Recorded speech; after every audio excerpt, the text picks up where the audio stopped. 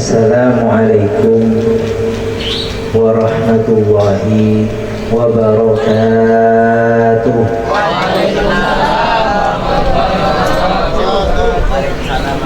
Alhamdulillahilladzi hadana bi'abdihil mukhtari man da'ana ilaihi bil idni wa qad nadana labbaika ya man dallana wa hadana. Shalla alaika Allahu barika alladhi bika ya musyaffa'u qassana wa habana ma'alikal akbar ma'dini syirikal asma ma'udri syukurin najati dimana wa ala sahabatikal kirami humati dinika asbahu riwa'ihi unwana amma ba'du. Yang kami muliakan pemangku Ma'hadul Quran Al-Iqra, yang kami muliakan segenap asatid dan ustadzat Ma'hadul Quran Al-Iqra, dan juga tidak lupa pula yang kami cinta sayangi semua santri-santri, baik santri putra ataupun santri putri Ma'hadul Quran Al-Iqra. Alhamdulillah, pada kesempatan malam hari ini kita bersama-sama berkumpul di tempat ini, tentunya dengan nikmat-nikmat yang Allah Ta'ala anugerahkan kepada kita, nikmat-nikmat yang telah diberikan secara gratis oleh Allah Subhanahu wa Ta'ala kepada kita, nikmat kesehatan, nikmat kesempatan, utamanya nikmat yang paling agung, nikmat yang paling berharga adalah diberinya keimanan dan keislaman kepada diri kita, sehingga dengannya kita bisa berkumpul di tempat ini. Alhamdulillah.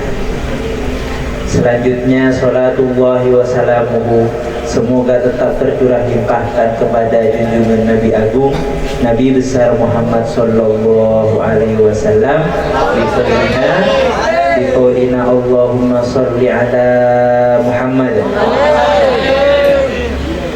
Sebelumnya saya mohon maaf, mungkin ini saya baru sekarang, maksudnya baru sekarang duduk di kursi kayak gini di depan kalian semua ini, baru sekarang merasa seperti apa ya, nggak tua-tua aja saya Madura nanti.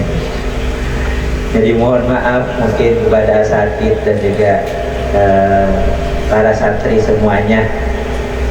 Lebih-lebih kalau dikasih air berarti ini harus 1 jam 2 jam nih. Membeda aing nggak ada di Madura nah. Manika berarti kutu apit. Para hadirin hadirat semuanya rahimakumullah. Pada malam hari ini yang kita kenal dengan Lailatul Iqtiraf. Kalau secara artinya Lailatul Iqtiraf itu adalah malam pengenalan. Malam perkenalan ilmu sari'ina ila maufiratin mir rabbina. Kita mengenal dan terus mengenal, dalam artian kita mengenalkan ilmu-ilmu agama, dalam artian kita mengenal Allah Ta'ala, dalam artian kita mengenal semuanya. Bagi orang-orang yang benar ingin bersegera, al-musari'ina ini kan bersegera ingin mendapatkan ampunan dari Allah Subhanahu wa Ta'ala. Makanya setiap santri di sini selalu ingin mengenal. Ketika kemudian kenal, maka akan mengerti. Ketika sudah mengerti, maka akan cinta. Maka ketika cinta itu sudah melekat di dada, maka rindu akan selalu membelenggunya. Nah, seperti itu kan katanya teman-teman santri kan. Oh, ada cukup. Dalam artian kita mengenal di sini adalah setiap ilmu yang kita dapatkan ini selalu kita amalkan semakin dalam sehingga kemudian masuk kita kepada firman Allah Subhanahu wa Ta'ala di dalam Al-Qur'an. A'udzu billahi minasyaitonir rajim. Bismillahirrahmanirrahim.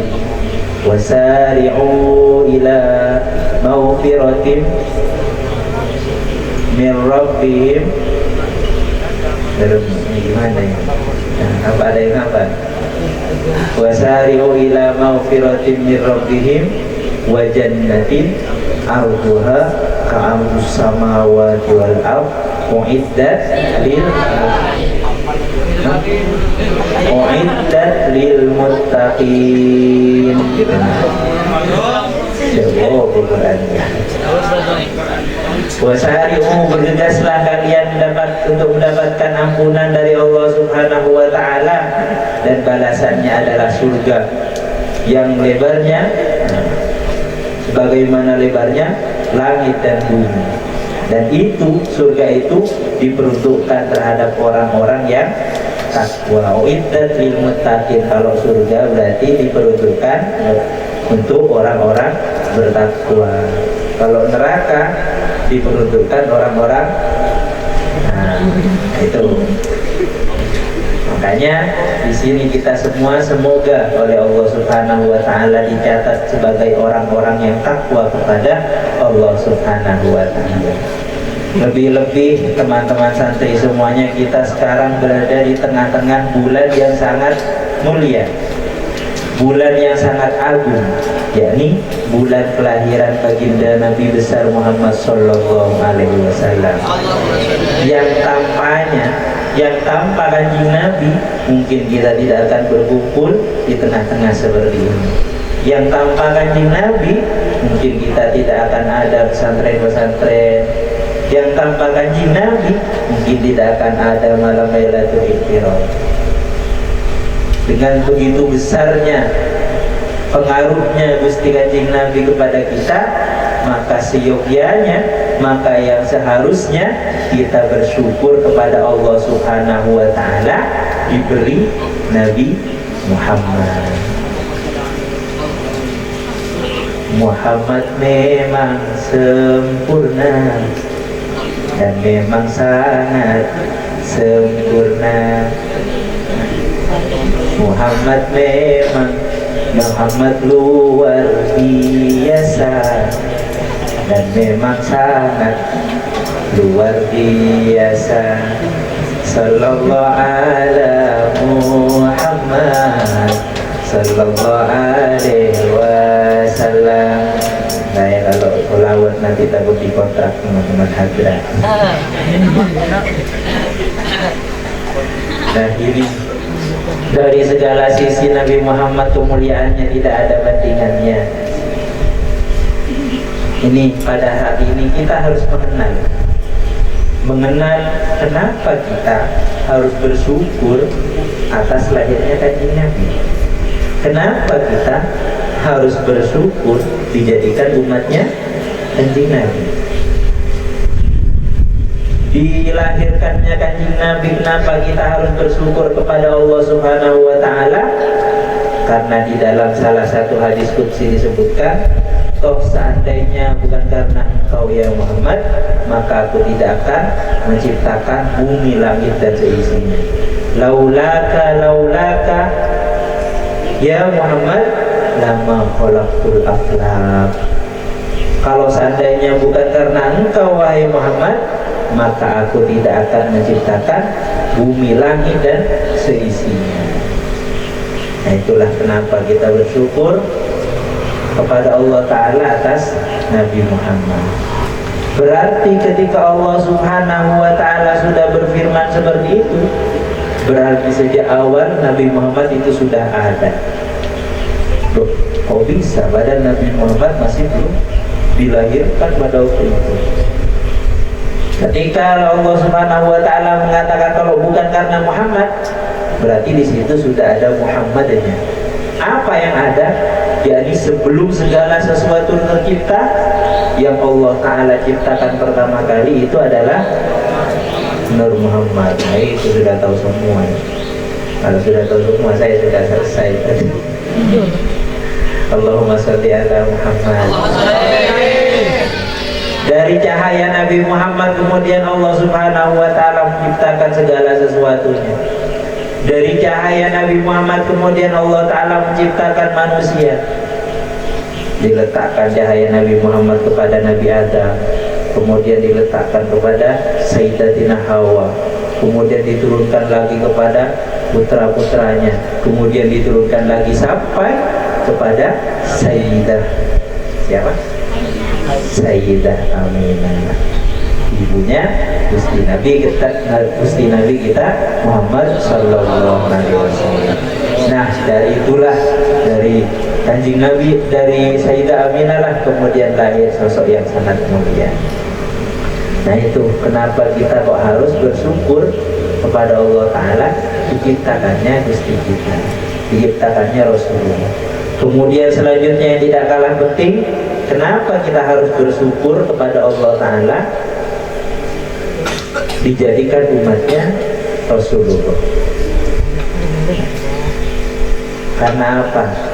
Karena kita itu, karena umat-umatnya Rasulullah itu sangat dimanja oleh Allah Subhanahu wa Ta'ala. Karena umatnya Rasulullah itu apa? Sangat, Allah Ta'ala sangat loyal kepada umatnya Rasulullah. Disebutkan bahwasanya di dalam salah satu hadis, ummati ummatun marhumah, umatku ini adalah umat yang paling dikasihi oleh Allah Subhanahu wa Ta'ala. Bagaimana seorang umat tidak akan dikasihi oleh Allah Subhanahu wa Ta'ala? Bagaimana tidak akan dikasihi? Padahal Rasulullah sendiri itu adalah kekasihnya Allah Ta'ala. Ketika Allah Ta'ala melihat kekasihnya senang atau cinta kepada umatnya, otomatis Allah Subhanahu wa Ta'ala juga cinta kepada yang dicintai oleh kekasihnya. Nah, itu seperti kita misalnya cinta kepada seseorang, senang kepada seseorang, kemudian apapun yang diinginkan, kemudian apapun yang dicintai, asalkan itu bukan saingannya, nah, itu akan dicintai juga oleh kita. Nah, itu. Demi engkau wahai Muhammad, apapun yang dicintai oleh umatmu, apapun yang kau cintai dari umatmu, maka akan aku berikan. Nabi Muhammad meminta kepada Allah Ta'ala, ya Allah, umur umat kami ini sangat pendek ya Allah, ma baina sittin wa sab'in. Umurnya umatnya Kanjeng Nabi ini antara 60 dan 70 tahun. Kalau ada yang umurnya lebih dari itu, nah, berarti itu masih mendapatkan dispensasi. Nah, untuk masih mendapatkan dispensasi dari Allah Ta'ala, tapi sudah siap-siap. Kalau sudah umurnya di atas 70, nah itu sudah bau-bau tanah. Nah, itu umur umatku ya Allah hanya berkisar 60 sampai 70, sedangkan umat-umat terdahulu ada yang sampai 1000, ada yang sampai, nah itu umatnya Nabi Adam, bahkan Nabi Adam sendiri beribu-ribu tahun hidupnya. Tentunya ketika beramal ibadah kepada Engkau ya Allah, pasti akan banyak pahala-pahala yang didapatkannya. Lah, sedangkan umat hamba berumur 60-70 tahun beribadah kepada Engkau, paling yang dipakai ibadah itu ketika sudah hampir mati, tinggal 5 tahun, 6 tahun baru ibadahnya semakin rajin. Karena takut apa? Karena takut meninggalnya suul khotimah. Kalau masih muda-muda foya-foya. Nah, rata-rata seperti itu. Terus dari mana umat hamba akan mendapatkan banyak pahala? Sehingga kemudian karena Allah Subhanahu wa Ta'ala cinta kepada Nabi Muhammad, sehingga kemudian diberi umatnya Nabi Muhammad banyak pahala-pahala, sehingga kemudian dikatakan melakukan satu kebaikan dibalas menjadi 10 kebaikan, bahkan sampai 700 kebaikan, bahkan tidak ada hitungannya dari saking banyaknya. Nah, itu enaknya menjadi umatnya Rasulullah Sallallahu Alaihi Wasallam. Kalian beribadah 1 kali sudah dibalas kebaikan 10 kali. Sholat berjamaah 1 kali, sholat berjamaah bersama-sama, kalian sudah dibalas 27 derajat. Nah, itu kurang apa jadi umatnya Rasulullah? Umat-umat terdahulu itu syariatnya beda. Kalau umatnya Nabi Musa caranya bertaubat, maka dia itu akan diambil nyawanya oleh Allah Subhanahu wa Ta'ala. Nah, itu caranya bertaubat. Sedangkan umatnya Nabi Muhammad, cukup kita menyesali atas perbuatan dosa kita, ya Allah, hamba menjadi orang yang banyak dosanya, ya Allah, hamba ingin bertaubat kepada Engkau ya Allah, tidak mengulangi lagi perbuatan ini ya Allah, maka Allah Ta'ala akan berikan pertobatan kita kepada Allah Ta'ala. Ada satu kisah bahwasanya di suatu tempat itu ada seorang yang sudah terkenal jeleknya, yaitu orang yang sering ngedrangnya fly gitu, sudah sering minum, jadi ngedrang ya, minum lalu mabuk. Kalau ini enggak. Nah, sehingga kemudian suatu ketika dia itu meninggal. Ketika dia meninggal, tetangganya tidak ada yang mau mensolatinya. Tidak ada yang mau mensolatinya. Kenapa? Dia itu orangnya orang yang jelek. Dia itu orangnya tidak pernah berbuat baik. Dia itu minum kayak gini. Tidak ada yang mau mensolatinya. Tidak ada yang mau mengurus jenazahnya. Akhirnya yang mengurus jenazahnya hanyalah keluarganya sendiri, karena tidak ada yang mau mengurusi. Sampai kemudian dihantarkan ke kuburan. Sampai di kuburan tersebut ternyata ada salah satu waliullah yang sudah menunggu di sana. Kaget, namanya waliullah, ulama, sudah berada di atas kuburannya menunggu. Nah, kenapa jenengan ada di sini? Saya diperintah oleh Allah Subhanahu wa Ta'ala untuk menunggu orang yang akan dimasukkan ke dalam kuburan ini. Karena dia mengetahui, karena orang-orang mengetahui bahwasanya ada waliullah yang datang ke situ, sehingga kemudian orang-orang juga ikut berbondong hadir ke situ. Ikut hadir. Orang-orang yang awalnya tidak mau, karena ada waliullah mau. Sudah, semuanya ini saya yang akan menyelesaikannya. Dari awal kemudian sampai penguburan, dia waliullah itu. Nah, setelah kemudian selesai semuanya, bertanya si waliullah itu kepada istri daripada orang yang meninggal itu, wahai ibu, sebenarnya apa amalan yang dilakukan oleh suami Anda sehingga kemudian Allah Ta'ala mengutus saya untuk menemui dia, untuk mengurus jenazahnya? Tidak ada, wahai kiai. Apa? Saya tidak ingat. Suami saya tidak melakukan apa-apa, bahkan banyak dibenci oleh tetangga-tetangga. Pasti ada, tidak mungkin. Ada sih sebenarnya, ada, tapi tidak seberapa mungkin. Pertama, suami saya ini senang setiap malam mengumpulkan anak-anak yatim dan memberi makan anak-anak yatim. Senang bermain-main dengan anak-anak yatim setiap malam, kemudian senang makan bareng anak-anak yatim. Loh, itu hal luar biasa. Kalau itu bukan hal-hal yang kecil, karena anak yatim ini adalah kesayangannya Rasulullah. Tidak ada jarak antara anak yatim dengan Rasulullah. Yaitu apalagi bu, apakah ada? Suami saya, wahai kiai, setiap subuh pasti mau sholat berjamaah dengan saya. Selalu mengajak saya, wahai istriku, ayo bangunlah. Nah, yang punya istri, wahai istriku, ayo bangunlah, kita sholat subuh ya. Bangun sholat subuh, bukan bangun kemudian kejeting kemudian balik lagi tidur, bukan. Diajak sama suaminya sholat subuh berjamaah dengan istrinya. Bahaya ini, namanya anak kecil ini. Apakah ada lagi? Oh ya, itu berat, itu berat, itu perbuatan itu. Kalau dilakukan oleh santri-santri mungkin mudah. Coba kalau sudah pulang ke rumahnya. Nah, apakah masih bisa teman-teman santri untuk istiqomah sholat subuh? Insya Allah kalau santri Al-Zikro masih bisa sholat subuh. Nah, sholat subuh tepat waktu atau sholat subuh tambah spion. Baru spion. Nah, ini kan sholat subuhnya kebagian, kemudian ada spionnya. Nah, apalagi, apakah masih ada? Ada, wahai kiai. Ini sambil santai-santai ya. Ada, wahai kiai. Apa kebiasaannya? Tiap tengah malam suami saya sampai menjelang subuh pasti dia berada di pojokan masjid. Tuh, ngapain di pojokan masjid? Kalau kita kan di pojokan masjid bawa bantal, nah, cari tempat-tempat sepi. Pasti berada di pojokan masjid, diangkat tangannya ke langit, seraya berdoa kepada Allah Ta'ala. Ya Allah, saya bukan senang ya Allah, saya sebenarnya tidak senang ya Allah dengan perbuatan ini ya Allah.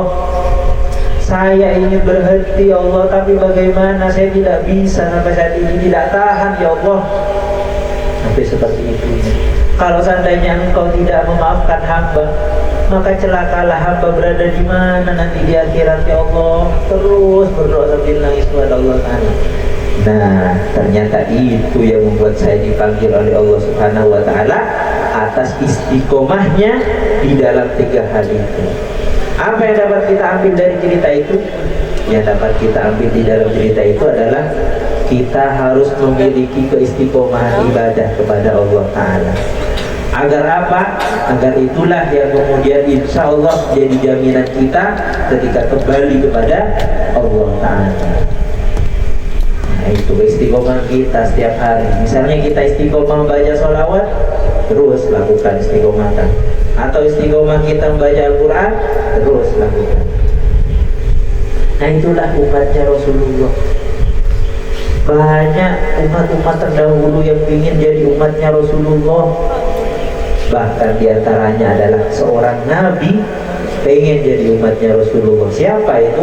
Adalah Nabi, nah itu Nabi Musa ingin jadi umatnya Kanjeng Nabi. Di dalam kitabnya itu sudah dijelaskan itu. Banyak penjelasannya di dalam kitabnya tentang umatnya Nabi Muhammad. Ditanya kepada Allah, ya Allah, di dalam kitab ini dijelaskan bahwasanya kelak ada seorang hamba, seorang umat, dia itu sholatnya 5 waktu. Ketika dia sholat 5 waktu, maka akan dibuka pintu-pintu langit semuanya, akan diturunkan rahmat-rahmat dari Engkau.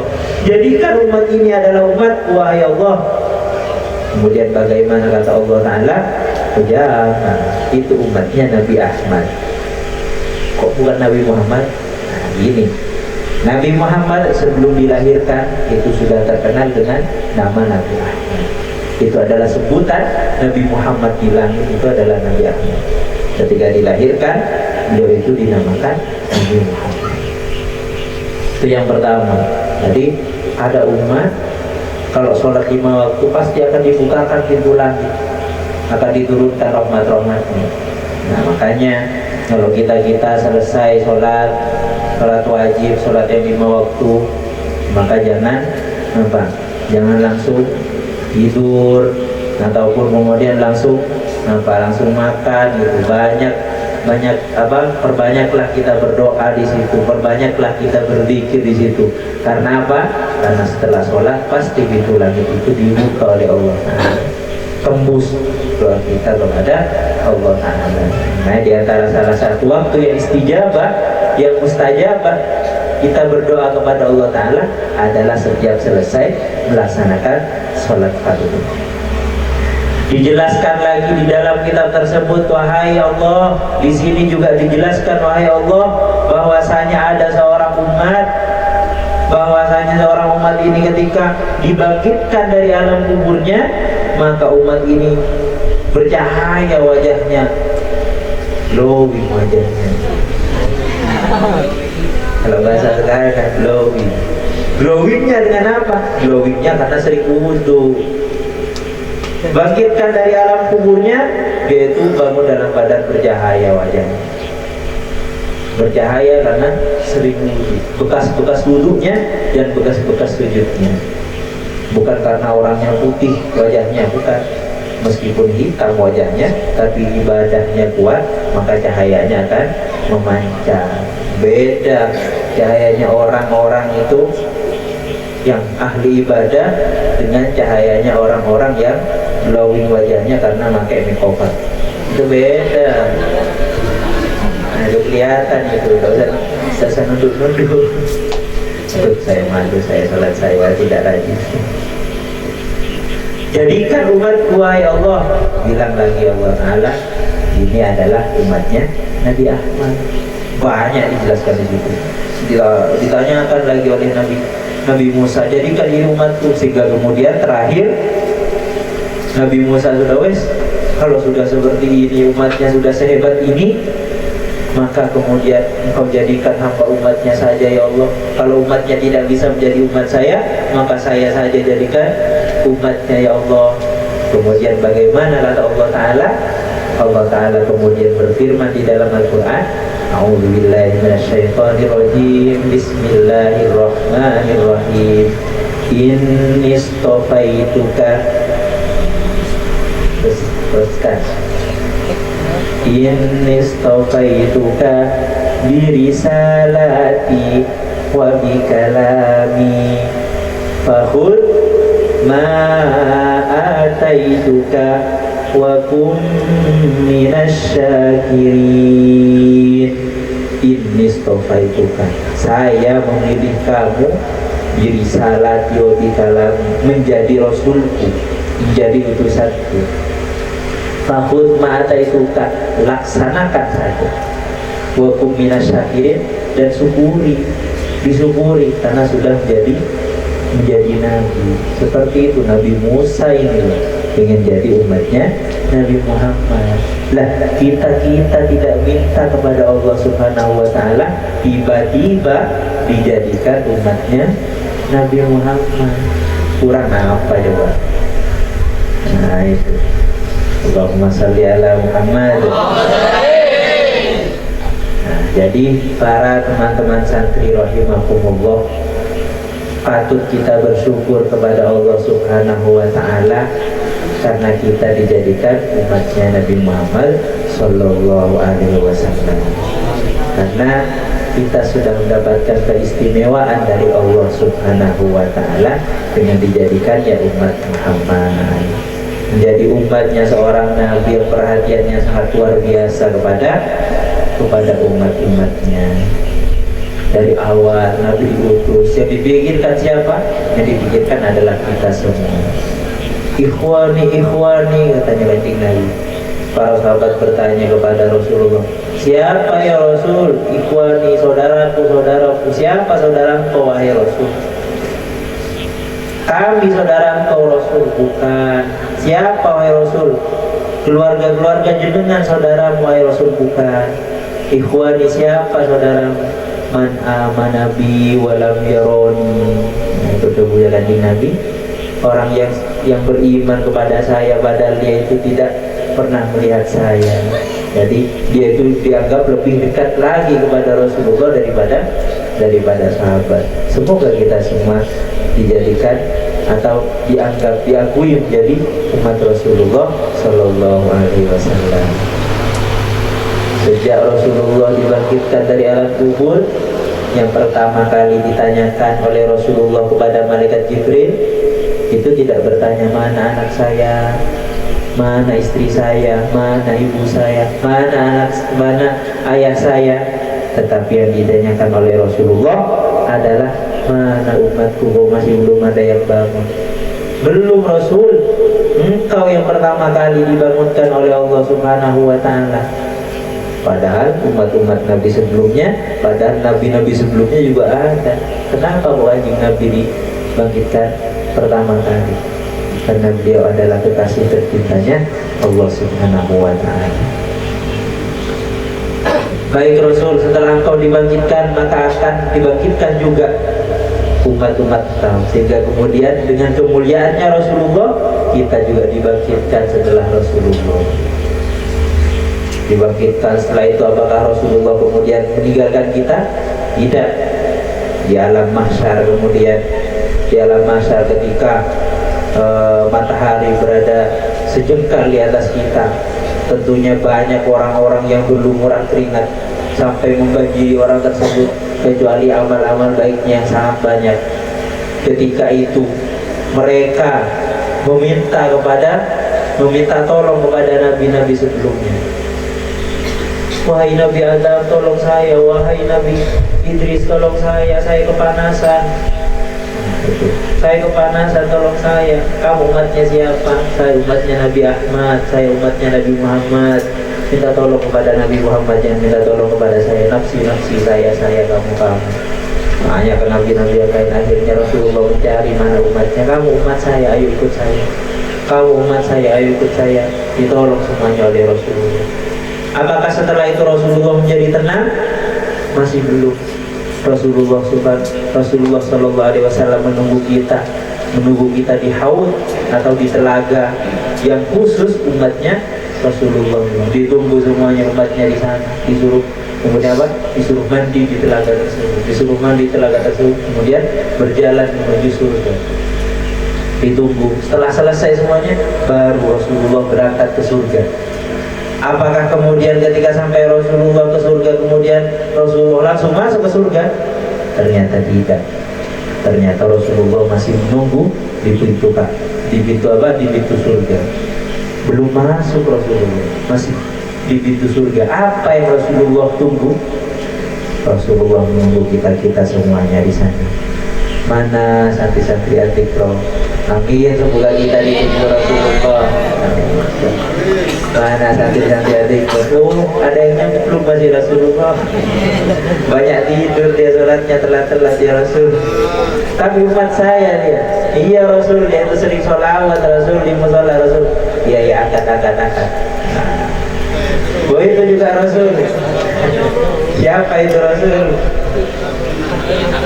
Nah, jadi kita semua ditunggu oleh Rasulullah. Satu-satu ditunggu oleh Rasulullah. Sehingga kemudian ketika semuanya sudah masuk umatnya Rasulullah, baru siapa yang masuk terakhir ke surga setelah umatnya Rasulullah? Rasulullah sendiri. Nah, itu cintanya Rasulullah kepada kita tak akan pernah tergantikan. Bagaimana kemudian cinta kita kepada Rasulullah? Sebesar apa cinta kita kepada Rasulullah? Kita sendiri yang bisa menjawabnya. Tanyakan kepada kita, sebesar apa saya cinta kepada Rasulullah? Kalau kita dianugerahi cinta di dalam hati kepada Rasulullah, maka segala sesuatu, maka setiap perbuatan kita, maka setiap apa yang kita lakukan pasti akan melibatkan Rasulullah di dalamnya. Ibadah-ibadah kita jelas melibatkan Rasulullah. Atau bahkan kerjaan-kerjaan kita pasti melibatkan Rasulullah. Saya ingin mendapatkan ridhonya Allah, saya ingin seperti Rasulullah, saya berdagang ingin seperti Rasulullah, saya ibadah seperti Rasulullah. Itu pasti yang diinginkan oleh seorang pecinta. Sama juga, nggak sama sih sebenarnya, hampir mirip dengan seseorang yang sedang dimabuk cinta. Bagaimana yang dimabuk cinta? Saya ingin seperti dia. Dia itu pintar, sering ranking di kelas. Saya pokoknya harus ranking juga di kelas, padahal ranking terakhir misalnya. Jadi semangat kan, jadi ingin juara satu. Itu karena siapa? Karena apa? Karena si dia. Itu bukan karena apa-apa. Coba si dianya hilang, apa boleh ranking 5. Nah, begitu Rasulullah. Kalau kita sudah cinta kepada Rasulullah, nah, maka disitulah segala sesuatu pasti kita akan melibatkan Rasulullah. Bagaimana caranya Rasulullah memakai sandal, sunnah-sunnahnya Rasulullah. Salah satu bukti cinta kita kepada Rasulullah adalah kita senang melaksanakan sunnah-sunnahnya Rasulullah. Nah, itu disebutkan di dalam satu makalah bahwasanya kalau ada orang pengen umurnya panjang, kalau ada orang pengen dia itu husnul khotimah, maka ada 3 hal yang harus dilakukannya. Yang pertama adalah memperbanyak bersolawat kepada Rasulullah Sallallahu Alaihi Wasallam. Saya ibadahnya masih bolong-bolong ya ini. Bagaimana saya mau bersolawat? Sudah solawat saja. Siapa tahu solawat itu yang akan mendorong kita semakin rajin untuk beribadah. Karena solawat yang kita baca itu pasti akan diterima walaupun kita rasanya masih belum ikhlas. Nah, itu. Nah, ada satu syair yang mungkin kalian juga tahu. Adimis sholata ala nabi Muhammadi faqbuluha hatsman bi ghairi taraddudi adimis sholata ala Nabi Muhammadi. Memperbanyaklah kalian bersolawat kepada Nabi Muhammad, faqabuluha hasman, itu pasti diterima, bi ghairi taraddudi, dengan tanpa ragu-ragu. Solawat sambil tidur-tiduran, solawat sambil duduk santai, lebih-lebih solawat yang dibaca ketika kita setelah sholatnya luar biasa. Nah itu pasti diterima oleh Allah Ta'ala dan pasti dihargai oleh Allah Ta'ala. Qabulu hatman a'maluna bainal qabuli wa ratiha illa sholata ala nabi Muhammadi. A'maluna bainal qabuli wa ratiha, amal-amal kita, amal-amal yang lain itu berada di tengah-tengah, bisa saja diterima, bisa saja tidak. Kita sholat, ternyata di dalam sholat kita kehusuannya itu kurang, sholat hingga ternyata hujan di luar, tuh saya jemuran masih belum diangkat, atuh sebentar lagi kiriman datang, wes gak mikir wes, yang penting sholat gerak wes. Yang beri sholat gerak cepet, kayak ada tarawih di Bismillahirrahmanirrahim, ya semoga dimudahkan. Kelas-kelas apa itu? Kelas-kelas tanpa tumaknina itu udah saya gitu ya. Amaluna, amal kita yang lain antara diterima atau tidak, kecuali sholawat kepada Rasulullah pasti dapat diterima oleh Allah Subhanahu wa Ta'ala. Nah itu, jelek pun kita, bagus pun kita, tetaplah kita bersolawat kepada Rasulullah agar kemudian kita semuanya mendapatkan anugerah, mendapatkan bimbingan langsung oleh Rasulullah. Karena kita bersolawat kepada Rasulullah, maka gurunya langsung Rasulullah SAW. Kemudian yang kedua, siapa yang kedua? Yang kedua adalah mencintai Ahlul Bait, anak keturunan Rasulullah kita cintai, para habaib semuanya kita cintai. Nah itu adalah yang kedua. Jangan kita pernah menyakiti hati para Ahlul Bait atau keturunan-keturunan Rasulullah. Mungkin ada yang tidak sama di situ, maka kita harus tetap menghormat. Nah, kemudian yang terakhir adalah bersyukur atau berbahagia karena dilahirkannya Rasulullah Sallallahu Alaihi Wasallam. Nah itulah, Pak, insya Allah kita dengan itu semua akan menjadi seseorang yang dipanjangkan umurnya oleh Allah Ta'ala dan juga diberi husnul khotimah atau diakhiri dengan kebaikan oleh Allah Ta'ala. Khususnya husnul khotimah yang paling utama adalah ketika ketika mati membawa iman dan Islam. Amin Allahumma amin. Nah, mungkin kami cukupkan sampai di situ ya, apa yang dapat kami sampaikan. Dan anak-anak Madura dan sampai reng-reng jokok lancar-lancar. Mungkin hanya itu yang dapat kami sampaikan. Tidak apa-apa, karena orang mencari ilmu itu subhanallah, mulai lagi. Subhanallah, kalau mencari ilmu apa-apa itu dicatat ibadah. Tertidurnya pun sudah dicatat ibadah, asalkan jangan bawa bantal. Tertidurnya aja sudah ibadah, apalagi sampai nulis-nulisnya. Nah, yang penting kita bersama niatnya di dalam mencari ilmu, niat karena Allah Ta'ala.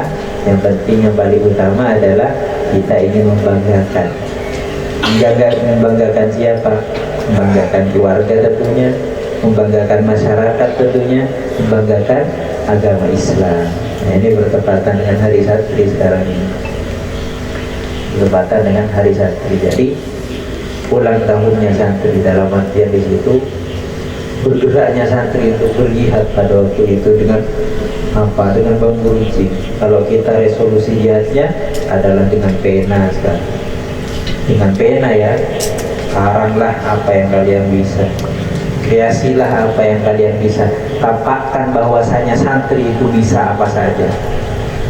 Zaman dahulu mungkin santri akan dikatakan kolot, tapi zaman sekarang santri mulai berubah. Santri sudah semakin terpandang, sudah bisa apa-apa saja, bisa mempunyai bisa mempunyai keturunan yang soleh dan soleha, bisa menjadi insinyur, atau bisa menjadi presiden. Bahkan sampai sekarang ada yang bisa menjadi wakil presiden.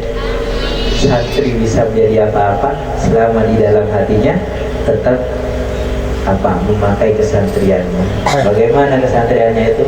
Menjaga akhlakul karimah, tetap rendah hati dan tidak sombong, dan mengingat apa yang diajarkan di pesantren kita bersama. Jadi apa saja, tidak harus menjadi kiai. Kalau jadi kiai semuanya, siapa yang menjadi santrinya nanti? Nah, semoga kita semua selalu diberi kesehatan oleh Allah Ta'ala, selalu bersemangat di dalam mencari ilmu, dan semua pemangku pesantren ini dan juga para asatidahnya, asatid dan ustadznya, semuanya semoga diberi kesehatan oleh Allah Subhanahu wa Ta'ala, diberi panjang umur dan juga diberi kekuatan di dalam mendidik kita semuanya. Amin amin ya rabbal alamin. Mungkin hanya itu yang dapat kami sampaikan, kurang lebihnya mohon maaf. Akhirul kalam, wassalamualaikum warahmatullahi wabarakatuh.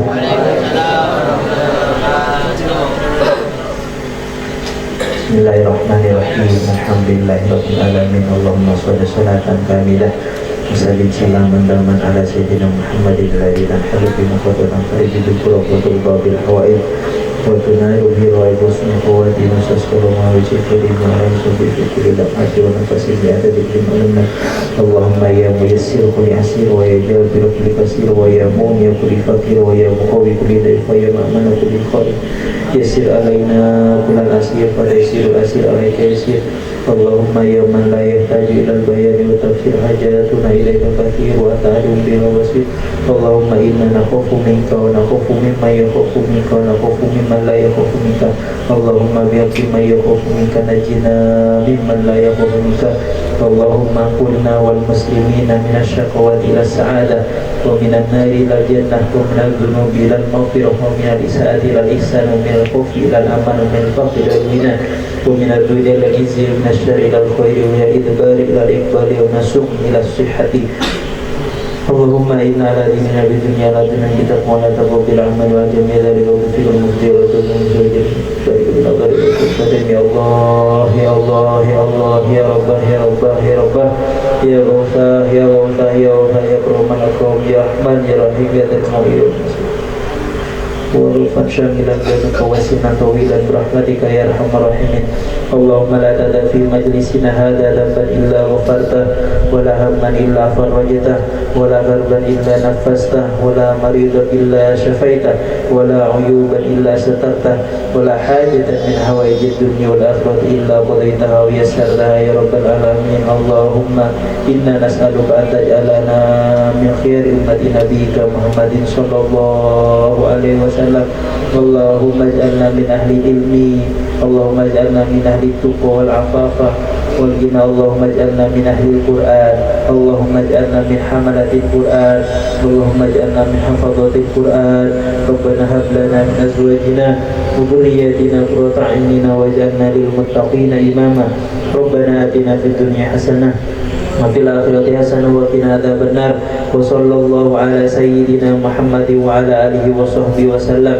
سبحان ربك رب العزة عما يصفون وسلام على المرسلين والحمد لله رب العالمين. الفاتحة.